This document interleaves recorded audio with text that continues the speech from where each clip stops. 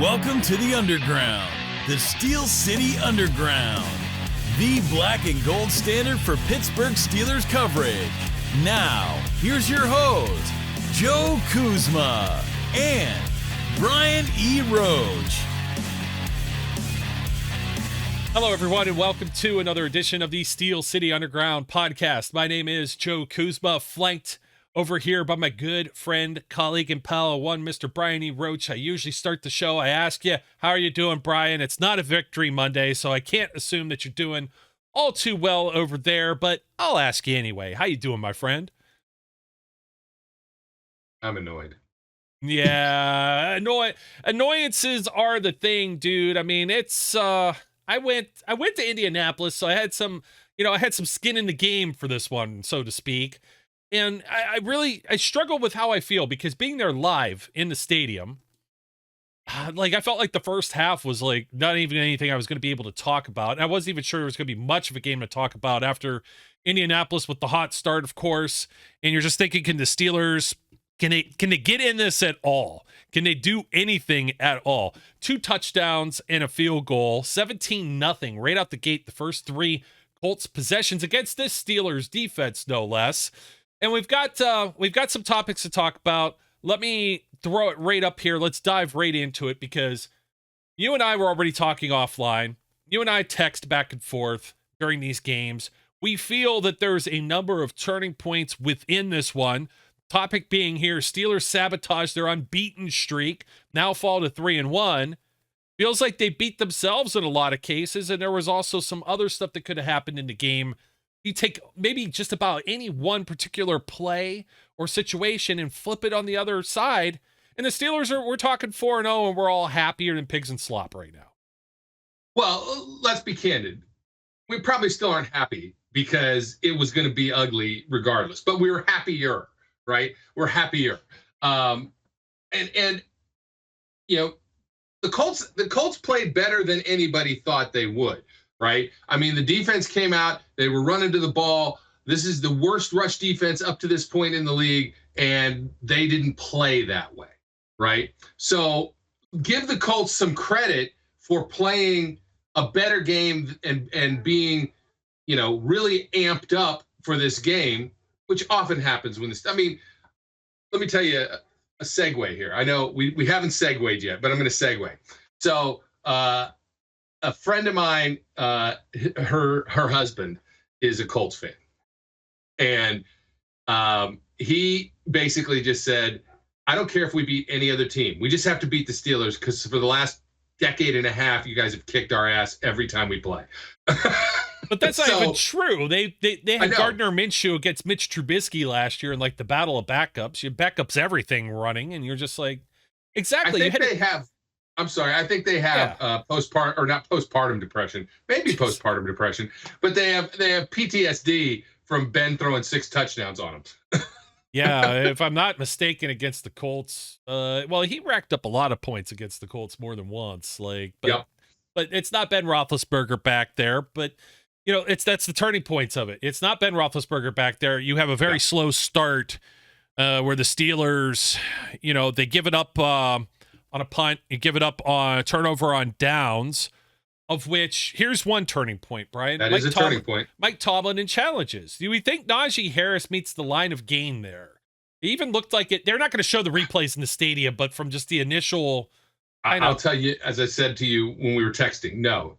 Okay. He loses that challenge. That's because it's going, even if you think, oh, it's close enough to challenge, they're going to go with what they called on the field because it's not obvious, right? And watching the replays on TV, it really looked like the ball goes down short, he bounces, and then he's over. And the bounce don't count.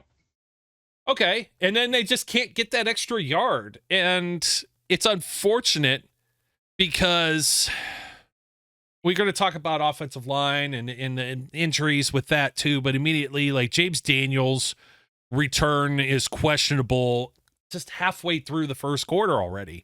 Now your line is in flux, okay? And it already was. Yeah, and it's in more flux. It's you're scouting for Justin Fields using his feet, Najee looks a little slow and plodding, and he was on the injury report leading up to the game too. You don't have Jalen Warren, you have whatever his name is, Champlin or whatever. He gets in for some snaps just by default because you have positions now that the Steelers were deep at that they're not as so much anymore, and we'll get into some of that too. So you have a punt, you have a turnover on downs, you have another punt, you have another 3 and out. You give the Colts back the ball, and then it's 17-0. Then you fumble. You have a play that's 9 plays, 91 yards, and Pickens fumble. It's the Pickens fumble on the 3-yard line. That was huge. That was a massive. I mean, it's a turning point that there's a couple turning points that are early on. The going for it on 4th, that's a turning point. You're in your own territory. It's easy. You just gave them 3 points, right? And I'm not saying he shouldn't have done it. And I texted you this. We can't get a half an inch. We don't deserve to win. Oh, absolutely. Right? Yeah, no, I'm not arguing the call. This is on the team. This is on, we're going somewhere with this. This is a total turning point. It's a total team collapse. Every phase of football was not. Everybody had mistakes. You can't just pin it on one particular individual. You can't even pin it on one individual play, so to speak, either. There's so much going on. So Pickens is fumble. This is a big one, though. You know you're getting 3 points, if nothing else. You hope you're getting 7, right? Changes the complete dynamic of the game if they go in and score there. 17-7 is a much different, feeling than 17-0 or 17-3 even. But you get some points, right? So that and it's just it was cavalier. I don't even want to say he's trying extra hard. He has to be aware, and we've said these things about him before, has to be aware of the situation, cannot cough the ball up, has to protect the ball better than, one hand out here with the ball. But again, it's not all on George Pickens either, right? It's just not. It's a play that could have changed the dynamic of the game. Yeah, and the Steelers get the ball to start the second half. It's when everybody's sitting around. I was talking with some of the Colts fans next to me. Everybody goes out to the concession stands, hits the bathroom, and there's nothing but blue seats. There's nobody in them. And I'm like, great. This is what I talk about, the same in Pittsburgh. Everybody leaves and doesn't come back right at halftime. There's no crowd noise. You should be able to do something. You got a little bit more lightning in a bottle. You had Cordero Patterson. He was carrying it 6 for 43, a 7.2 average. And then he's ruled out the second half, rolled out at the third quarter. Now you're really rolling. You're at the bottom. Things look dire, right? It looks like you're not going to get anything going here. And I will say this is another thing that I will put with the Colts and with situations, plays, things that could go different. Anthony Richardson doesn't leave this game. I think the Steelers defensively have what they game plan for, and Richardson has not been playing well. Joe Flacco, on the other hand, a different type of quarterback. You're not going to have to worry about, Joe Flacco really, let's say, using his feet, for example. He's going to be a guy that's more veteran. It's going to look for what the defense gives him. He completes 61.5% of his passes, 2 touchdowns, a 105 rating. Richardson, really, the one big play at the beginning, if it's like 6 inches shorter or whatever, that could have been picked. I think, was it Joey that might have been shorter there, shorter in the coverage. So, these are the things that happen that change the dynamic of the game. I was sitting there. Did we miss this one? The fumble that wasn't? Yes. Was also, the Steelers could not get a ball to bounce their way this game, right? Mm-hmm. Great strip of the ball, turnover created, but Indianapolis falls on it. Joey drops another potential interception in the end zone. So many things that just could have completely changed the way this game went. Yes, and that goes still into the second half. How much more do we need to bang our drum here on this? Because you have the other fumble that's lost. That's probably a field goal. If Justin, that's the worst of Justin Fields right there. And yes, it is. Holding onto the ball too long. We talked about it. Just the ball security. Just nothing was going in his way. He pretty much, if he just kind of falls forward, they get the ball they have it on Indianapolis's 33 after a terrific Calvin Austin punt return. There's a shot in the arm here. There's still a chance because there were 3 punts in a row by the Colts and then a missed field goal. And you're like, here you go. Now the momentum is in the Steelers' favor. You not only take the sack, but you fumble and give the ball away too. You're completely out of indoors. The most accurate long-range field goal kicker now in the league's history, and Chris Boswell. That 3 extra points could be at the end of this game. You're playing it a little differently. You're playing conservatively for just a field goal to win, or Indianapolis is playing it differently. They're playing not to lose. Maybe you're playing for overtime. Any number of things. As the situations change. What surprised me is after this fumble, 6 plays. 61 yards, touchdown, 8 plays, 57 yards, touchdown, 7 plays, 70 yards, touchdown. I don't think anybody was expecting that. This was pretty much up till this point. That drive started, the first touchdown drive for the Steelers at 5:49. Carries in through those 3 scoring series into the fourth quarter. And just, wow. And then, of course, at the very end, you got to throw in the Zach Frazier, the snap, the miscommunication. I don't know if it's Fields. Fields isn't looking.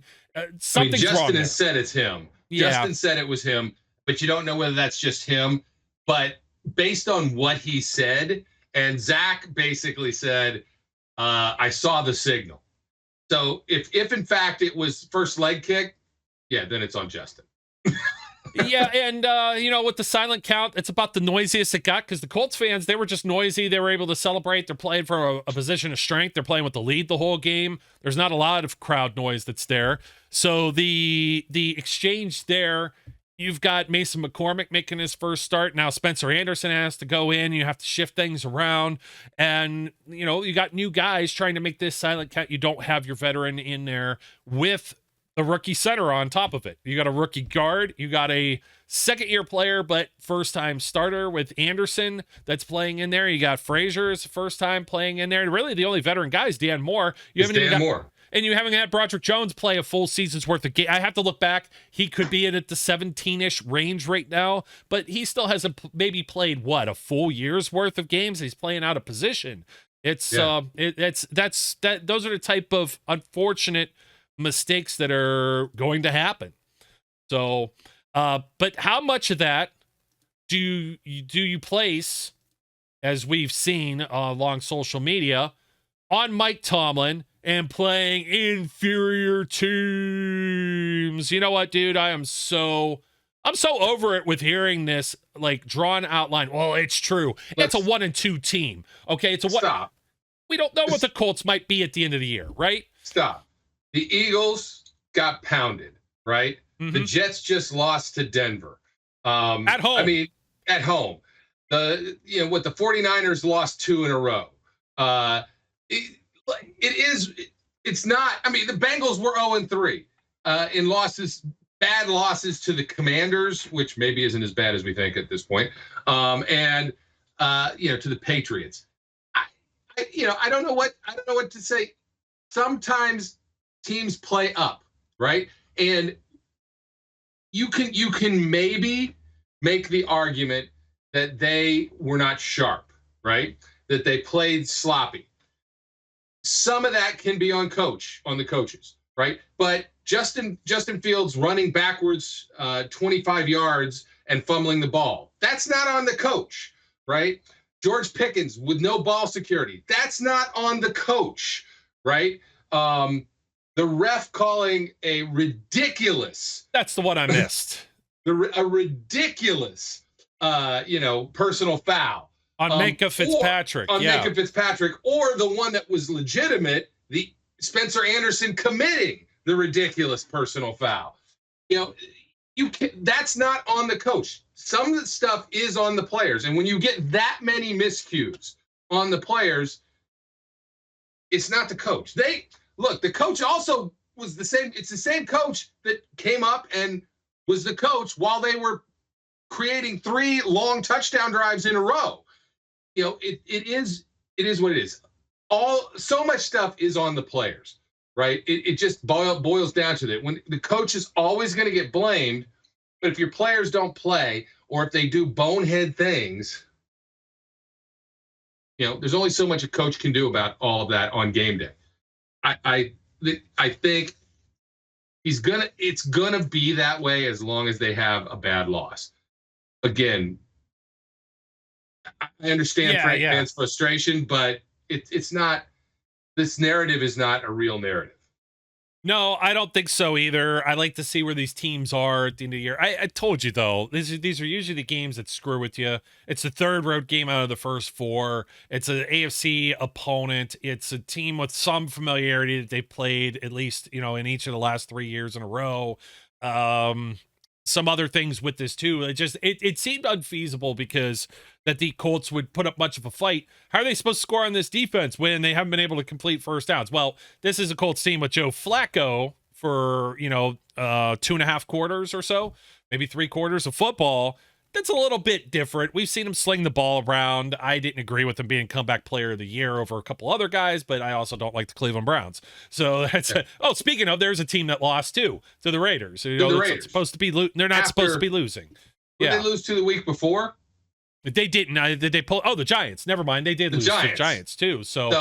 And they're on the schedule still for the Steelers. So we don't know. Maybe the Steelers lay an egg there too. I mean, football is a fickle mistress, man. I mean, the football gods taketh, and the football gods giveth away, depending on the circumstances. Which I'm gonna lump this in with what I call defensive facade with some question marks because of what I just said with the first downs.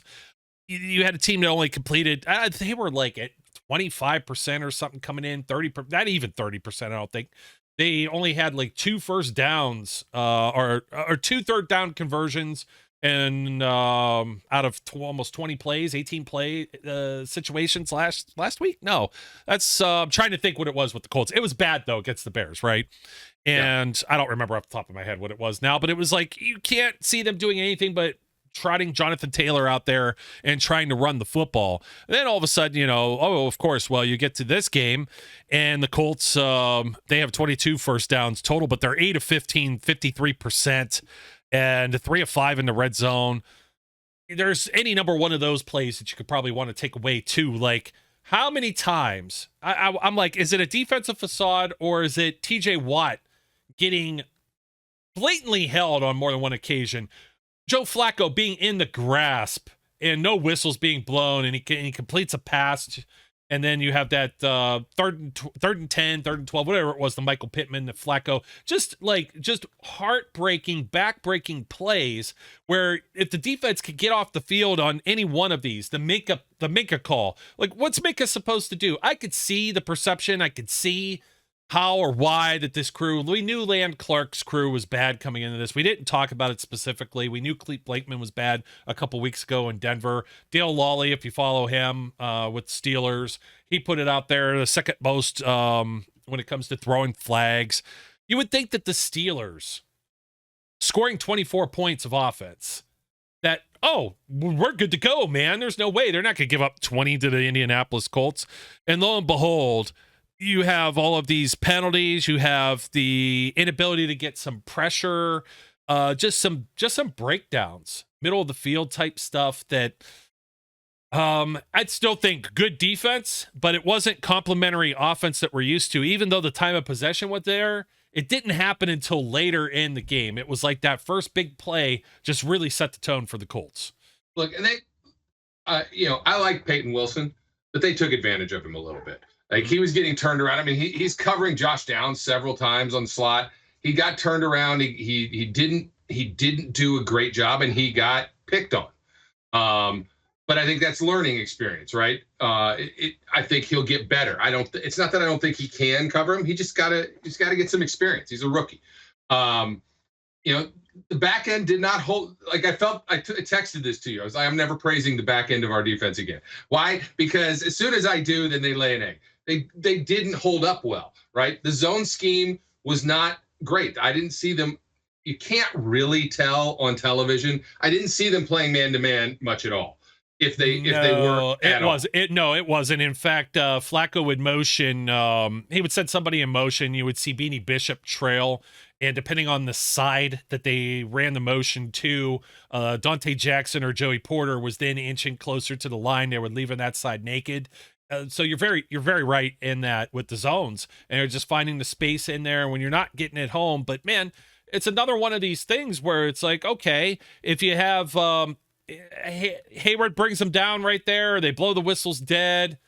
The crew there was some questionable stuff there. There was it was almost like Indianapolis was playing mistake-free football and the Steelers could do no right. It just, some of the huddle ups where it's like they should pick up this flag or they just didn't know what they were doing.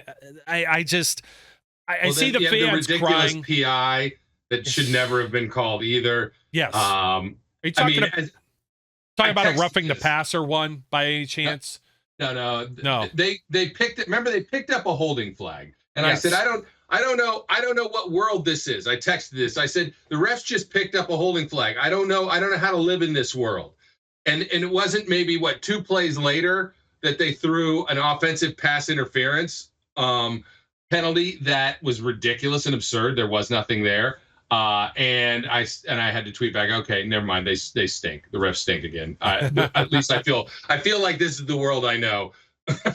The world as we know it. It's just, I feel like I sound like I'm coping a little bit, and I am to a certain degree. The officiating doesn't feel balanced in a lot of ways. I think there's a lot of film that's going in, that review film that the Steelers will be sending to the league office with, hey, we didn't think this one and this one and this one. Not that it's going to change anything. The whole point of this was that there was a lot of self-defeating things that the Steelers did. That if there was anything that they could have done by discipline, different, protect the damn football. That's the number one overall. George Pickens holding it out like a loaf of bread. But the defense they gave up more than what they should have in a lot of cases. You saw Nick Herbig. It's just even that. Just he doesn't contain the edge. Taylor bounces out. Well, and he went out for a good portion of the game with an ankle. That's also true. And now you got DeMarvin Leal playing way more snaps than you want him to play on the one side. Yeah, playing on the edge. That's another point of this rotation, or where you felt you were deep, and maybe the Steelers weren't as deep anymore. Terrell Edmonds even gets some PT out there. I don't know that he looked the most comfortable at all times. I was watching a lot of, he was out there because of the middle of the field. They were attacking the middle of the field. They were picking on the inside linebackers some. I know Patrick Queen took some responsibility in this game for some of the big plays.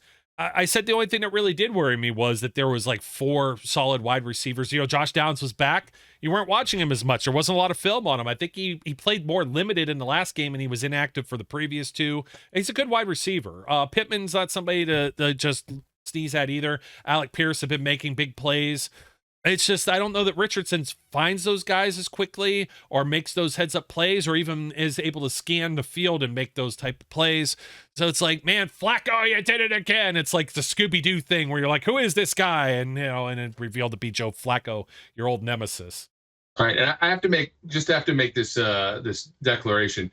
The refs did not lose this game, right? It has nothing to do with the refs. But it is my right as a human being to complain about the refs. And when they stink, they stink. So all of us have the rights to complain about the refs. But I want to make it clear, even when the refs calls are costly, it's not the refs that lose games. Anyway, that all comes back to this. The Steelers, they know that they are the ones that lost this game. They beat themselves in so many ways during this game. I've said it once, I've said it a million times. Very few teams are good enough to overcome losing the turnover battle. This team is not, generally speaking, not good enough to overcome losing the turnover battle and spotting the other team's 17 points. I'm not sure that there are a lot of teams that are very good at that. But this team is not. So the fact that we all are sitting there with 90 seconds left before that snap thinking, holy crap, we might win this game, that actually says a lot. As bad as it was for the better part of 2.5 quarters, and right at the end, that period, that slice of heaven that occurred during those 3 drives, shows you that there's something different with this team that can be built upon in the future, right? They've got to get their heads out of their butt. They've got to get more consistent. They've got to avoid stabbing themselves in the foot. But there's a core here that can do some damage. Yeah, Brian, and to that means that's the injury bug, shooting yourself in the foot. Revamping the offensive line this offseason. It's all we talked about. This was the big thing. You know, you got Isaac Seumalo, who didn't give up a sack. You got James Daniels, who only gave up one. And now neither of those guys are on the field. James Daniels reportedly Achilles tear or an injury. Jarek Dulac reporting that this morning, and likely out for the entire season. As soon as I read Achilles, I'm like, out for the season. And let's be candid. This may have been the last game James Daniels ever plays for the Steelers. And I'm getting there with I mean, how concerned are we with offensive line? Because Mason McCormick did get the start in this one. Spencer Anderson had been playing. You got Seumalo is, we thought maybe he might return for this game. So as long as he comes back, then you at least have Anderson in reserve to play as the swing tackle and the guard. You got by with Jones and Moore before. Zach Frazier, you get these communication issues down or whatever it might be that's there. He's playing extremely well. I thought McCormick played pretty good too. They figured that out somehow. The Colts did not have the best of defensive fronts here. They were without DeForest Buckner, but they got Latu. He's a star in the making that's there. So it's not like they're still paid professional athletes and stars on the other side of the football. So I think going forward, as long as Seumalo gets healthy here, if he doesn't and they don't have him next week, they're already down Troy Fatanu, who's supposed to be, he was ready to go in there. Denver, starting right tackle immediately, week 2, second game. And now James Daniels. You're down 3 starters heading up against Dallas, they're on a mini bye. They might have their own issues with Micah Parsons. I know is dealing with high ankle sprain maybe. And I believe Lawrence too was also hurt. Yeah. So we'll see. They have a little bit of more time to lick their wounds, but maybe we saw something in this game, even with patchwork. I think the coaching is actually doing pretty damn well for the Steelers right now. I think Arthur Smith, despite that, he's without Michael Pruitt, like a guy that knows his system, a blocking tight end. You want to play with these extra tight ends? Well, too bad. Wayne got them.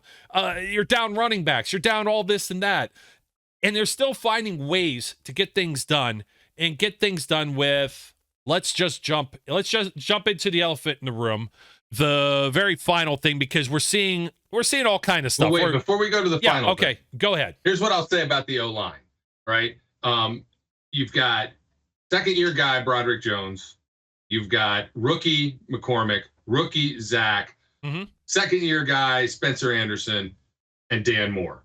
If that's your offensive line for any length of time, expect some problems. Yeah. Not because they aren't going to gel, not because they can't do it, right? That's a bunch of young guys who haven't played together without a veteran, because I'm sorry, as much as Dan Moore is the vet, he's still on his rookie deal, right? Yeah. He's not a seasoned, gnarly veteran. If Isaac comes back, that will bring some stability. But until then, expect some mistakes. Yeah, this young, the offensive line, yeah, we were going to have that anyways, but you can't keep changing the lineup every week. It's going to be a problem. But I think this segues into, people are saying the Steelers are a fraud. The Steelers are not a fraud. This is a winnable game, of course. We would love them to have been 4-0, get a nice lead. They've got a nice lead on the Bengals and the Browns already. Okay, that's the positive. You want to continue forward. I don't think you upset the apple cart and take Justin Fields out of here. I think you are diminishing a lot of what issues might be on the offensive line because you have a quarterback that doesn't have a bum leg, that's mobile and capable of going. I said in the last game against the Chargers, he's a lot from the pocket. You see a lot more of that even in this game as this progressed. It was a struggle early on. They figured it out. Arthur Smith, coaching staff, able to adjust, able to make mid-game adjustments. That's why I never like bite all my fingernails off by halftime, because I'm like, hey, you know what? Second half, sometimes it's a tale of two games. And it became this way as the game wore on. Fields played out of his freaking mind. How many guys have we seen throw for 300 yards? Kenny Pickett, I think, did it once. It was his first start against the Bills, and it was because they were down. They got, blown out of the water. All they could do was throw the ball. He never did it again, I don't think. Trubisky sure as hell didn't do it. We saw Mason do it, but not in the recent iteration of Mason Rudolph, post Matt Canada offense last year. That happened years ago, 2020. I think that they finally have a legitimate offense and a legitimate offensive coordinator. We were waiting for the touchdowns, and while they came and arrived late, some of the hurry-up stuff, some of the being able to go make plays on the move, on the fly, Justin's just got to learn, like a young Ben Roethlisberger, to sometimes just get rid of the ball. But I see a lot of the same things. Ben, his third year in the league as a starter, a full-timer, was leading the league in interceptions. He threw over 20. I think he had 23 interceptions or something like that, something ungodly. And he's led the league more than once. He gets the same kind of label, the scarlet letter that Josh Allen now carries around in Buffalo. You live and die by the sword.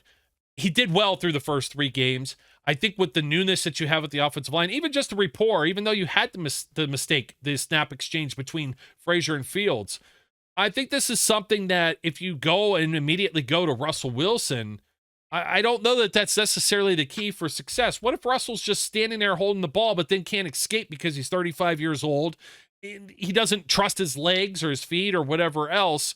I don't know. I don't know that it would improve anything. 24 points with Pickens' fumble and another sack. You left at least 10 points, anywhere from 6 to 10 points on the field, right? Should have been a winnable game. Defense does anything a little bit differently. Even if you have the officials, we think one of these calls is bogus, it goes the other way. The Colts didn't have to punt. Everything could go. There is still lots of winning football, I think, that's being called on the field. And I don't move away from what was this final one here, Brian? A 104 rating, 22 at 34, 64.7 completed, 312 yards. Got sacked 4 times. That's the ugly of it. But 1 touchdown, no interceptions. You had the fumble, but he carried 10 times for another 55 yards. 5.5 per carry, 2 touchdowns with his feet. That's what he brings to you that no other Steeler, not even Ben, has done this. 300 yards passing, a touchdown rushing and passing, and at least 50 yards on the ground. I think this might be where the Steelers are going to stay unless it would have to get significantly bad, and I don't think that Justin Fields is the one to fault for this loss. He has his share of responsibility, but they all do, right? It's not just him. Where was TJ almost the entire game? In fact, the entire game. He's getting bear hugged a little bit. I know he's getting bear hugged, and I know he's also getting double and triple teamed. He was getting chipped. I mean, I'm watching, but this is one of those games where they figured out what whoever the coach was in Atlanta said, I'm not letting TJ wreck my game. Well, they decided that they're not letting TJ wreck their game, and they made a plan to make sure that he didn't wreck the game. And it doesn't help that Alex is not on the other side. Yes, we talked about this before. Nick I have a lot of confidence in Nick Herbig. I think he can be a outstanding off the bench, maybe even starter caliber guy. But he's not right now going to demand the kind of attention that Alex does, where you can't just load up one side on TJ. And when Nick goes out, they're not worried about the Marvin Leal. No, they may not be worried about Herbig that much either. Containing on the run, they just run at him. They picked on him a little bit. Hey, those are some growing pains with young players. We said it's good to have for depth, but we're talking about depth. Now the depth is going to be a bunch of, unknown guys maybe. You might get some guys that are coming back. I think Jeremiah Moon maybe and Dylan Cook. So you've got an outside linebacker and then Dylan Cook, a tackle who's on the practice squad guys that at least have been around and have maybe a little bit of veteran experience and maybe be able to plug and play. But how much? You know what I mean? There's going to be a drop off there. It's unfortunate, though, because in the grand scheme of things, what you're talking about is complementary football. And the defense did not, unfortunately, complement the offense in this game. If the defense gets an extra stop, let me see. Was there any stops here? There were. Second half they got. There was at the very beginning. Yeah, after the possession to start the third quarter, they did get a 3-and-out there. And then they got one where they got the ball back at the very end, used the timeouts wisely, the 2-minute warning, and maybe had a chance. Maybe he had a chance. They absolutely had a chance. And talk about that too. Najee. I know he's trying to. All these guys are trying to play to win. Sometimes you just got to be smart. George Pickens, you can't get extra. Should have gotten out of bounds. Najee should have gotten out of bounds. Najee, get out of bounds. Justin, throw the ball away or just hold the ball, take the sack. I don't know exactly where he went down at. Let me take a look at that in case I'm talking. The 12-yard loss on the bad snap. And bad snap, but I'm also talking about the fumble where in the second quarter. Fumble, he was under pressure by the time he fumbled it. Mm-hmm. But yeah, that was one of those running this way, running that way. Yeah, just throw the ball away. Just throw it away. Mm-hmm. Whether he thinks he can get it out of, I don't know. Because there's always, he's faded back so far from the line of scrimmage, and they have to get it beyond the line of scrimmage to get, not get grounding. So who knows? Yeah. His arm is certainly strong enough to do it. It's whether he felt he had the time to set and throw it. I was wondering a little bit with Flacco too, with the intentional grounding. I didn't feel he was outside the tackle box. Maybe it was real close when they showed it. When they showed it on the TV, on the TV devices, when they showed that the replay, if you look at where the tackle boxes are, he is moving towards being outside the tackle box. Do I think he may have thrown it just a step? Look, if they're going to give Justin Fields the fact that his heel was on the line of scrimmage when that should have been a illegal forward pass, I guess they can give Joe Flacco that he was outside the tackle box. Yeah, and okay, so Fields sacked, loss of 20 and the fumble. Obviously, this occurs. He gets sacked at right over the logo on the Steelers side of the field of 47. So you're not really kicking from the logo here, I don't think, with Boswell. That's we're asking for a little much. Although that dude wasn't it the Giants or was who's Aubrey with? Maybe that was the Cowboys. Somebody just hit like a 60+ yarder that I was watching recently. So, but if Fields instead, if he's able to at least move forward, use his feet, and maybe doesn't lose 20. If he only loses 10 and you're at the 43, you tack on the other 10, maybe you chop off a little bit there. It's a 50-yarder. I think it's a makeable field goal. You know what I mean? It's not totally 50-yarder is almost guaranteed with Boz anymore. 52, 55, indoors. So those are just the things where I'm saying, okay, back on the subject here. We were talking about some other things, they're sabotaging. Guys just got to know.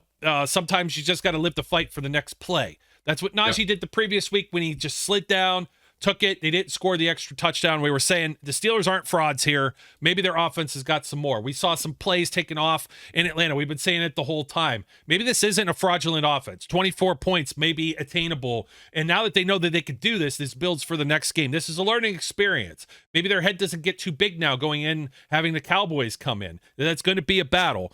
But Justin Fields, still your guy, still your QB1. Would you make a change? I would not make a change. You and I texted about this immediately after the game. I don't think that it makes a difference to put Russ in right now. You're going to sacrifice some mobility. The offensive line is questionable to begin with. Do you want a 30-plus-year-old guy behind a questionable offensive line, or do you want Justin Fields behind the questionable offensive line? You got to take the good with the bad in both cases, right? Russ is known to hold the ball for a long time too. You have to. I don't think it improves. And look, when you look at this game, this is a game that if they don't make the dumb mistakes, they're 35 points in this game.